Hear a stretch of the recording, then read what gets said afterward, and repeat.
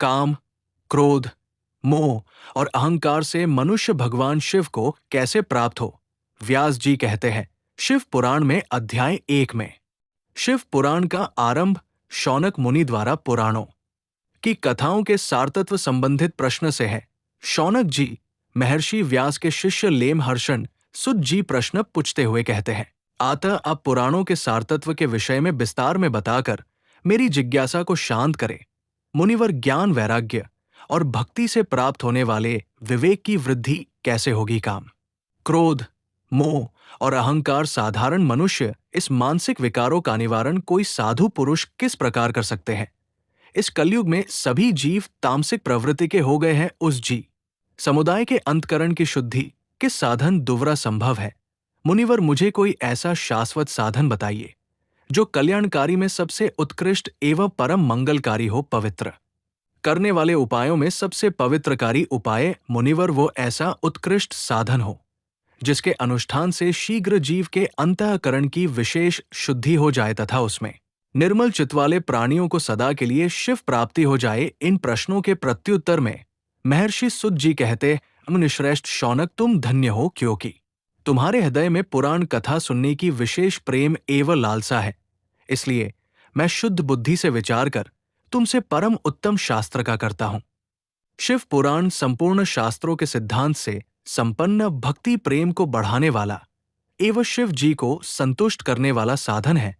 ये शास्त्र कानों के लिए रसायन, अमृत स्वरूप तथा दिव्य है। तुम इसे श्रवण करो। मुनि, वो परम उत्तम शास्त्र है शिव पुराण, जिसका पूर्वकाल में भगवान शिव ने ही प्रवचन किया था। ये कालरूपी सर प्राप्त होने वाले महान त्रास का विनाश करने वाला उत्तम साधन है। गुरुदेव व्यास ने सनत कुमार मुनि का उपदेश पाकर बड़े आदर से इस पुराण का संक्षेप में प्रतिपादन किया है। इस पुराण के प्रणय का उपदेश है कलयुग में उत्पन्न होने वाले मनुष्यों के परम हित का साधन। ये शिव पुराण बहुत ही उत्तम शास्त्र है। इसे इस भूतल पर शिव का वामय स्वरूप समझना चाहिए और सब प्रकार से इसका सेवन करना चाहिए। इसका पठन श्रवण सर्वसाधारण है। इससे शिव भक्ति पाकर श्रेष्ठतम स्थितियों में पहुंचा हुआ मनुष्य शीघ्र ही शिव पद को प्राप्त कर लेता है। इसलिए संपूर्ण यत्न करके मनुष्यों ने इस पुराण को पढ़ने की इच्छा की है अथवा इसके अध्ययन को अभीष्ट साधन माना है। इस तरह इसका प्रेम पूर्वक श्रवण भी संपूर्ण मनोवांछित फलों को देने वाला मनुष्य अगर महादेव भगवान शिव के इस पुराण को सुने तो वो सब पापों से मुक्त हो जाता है एवं इस मनुष्य जीवन में बड़े से बड़े भोगों का उपभोग करके अंततः शिव लोक को प्राप्त होता है। पवित्र शिव पुराण ग्रंथ 24,000 श्लोकों से युक्त है तथा इस ग्रंथ की 7 संहिताएं हैं। मनुष्य को चाहिए कि वो भक्ति, ज्ञान और वैराग्य संपन्न होकर बड़े आदर से इसका श्रवण करे। ये दिव्य शिव पुराण जो 7 संहिताओं से युक्त है, ये परब्रह्मा परमात्मा के समान विराजमान है, ऐसी गति प्रदान करने वाला है जो कि सबसे उत्कृष्ट गति होगी।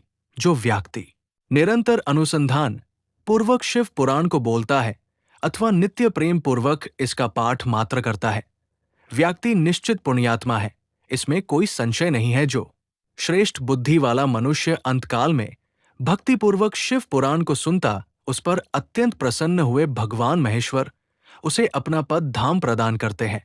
जो व्यक्ति प्रत्येक दिन आदरपूर्वक इस शिव पुराण की पूजा करता है, वो व्यक्ति इस संसार में संपूर्ण भोगों को भोग कर अंत में भगवान शिव के पद को प्राप्त कर लेता है। ये शिव पुराण निर्मल तथा भगवान का सर्वरूप है। जो इहलोक और परलोक में भी सुख चाहता हो, आदर के साथ प्रयत्नपूर्वक इसका सेवन करे। ये निर्मल एवं उत्तम शिव पुराण धर्म, अर्थ, काम और मोक्ष रूपी 4 पुरुषार्थों को देने वाला है।